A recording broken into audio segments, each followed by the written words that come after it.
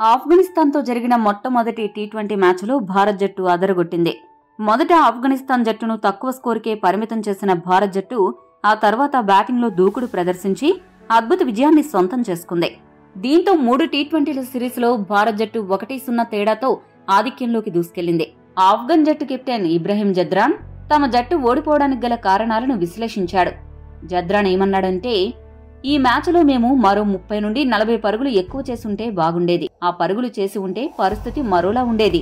అదీగాక ఈ మ్యాచ్లో మేము టాస్ కోల్పోయి వెనుకబడిపోయాం.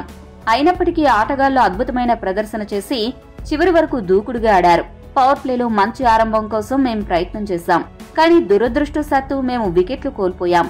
ఓపెనర్లలో ఎవరో ఒకరు 14 లేదా 15వ ఓవర్ వరకు ఆడి ఉంటే మాపై ఒత్తిడి తగ్గేది. అలా చేయకపోవడం వల్లనే మాపై ఒత్తిడి పెరిగిపోయింది. ఇక రెండో ఇన్నింగ్స్ కు వచ్చేసరికి మైదానంలో తేమ ఎక్కువైపోయింది. ఇటువంటి పరిస్థితుల్లో బంతిపై బౌలర్లకు పట్టు దొరకడమే చాలా కష్టతరమైంది. ఇంకా మా ఫీల్డింగ్ లో అనేక లోపాలు ఉన్నాయి. వాటిని సరిచేసుకోవాల్సిన అవసరం ఉంది. మైదానంలో చాలా బద్ధకంగా కదులుతూ ఉన్నాం. అదేవిధంగా బ్యాటింగ్ లో కూడా మేము చాలా మెరుగవ్వాల్సిన అవసరం ఉంది అని జద్రాన్ పేర్కొన్నాడు. ఈ వీడియో మీకు నచ్చితే లైక్, షేర్, కామెంట్ చేయండి. మరిన్ని స్పోర్ట్స్ అప్డేట్స్ కోసం మా ఛానల్ ను సబ్స్క్రైబ్ చేసుకోండి.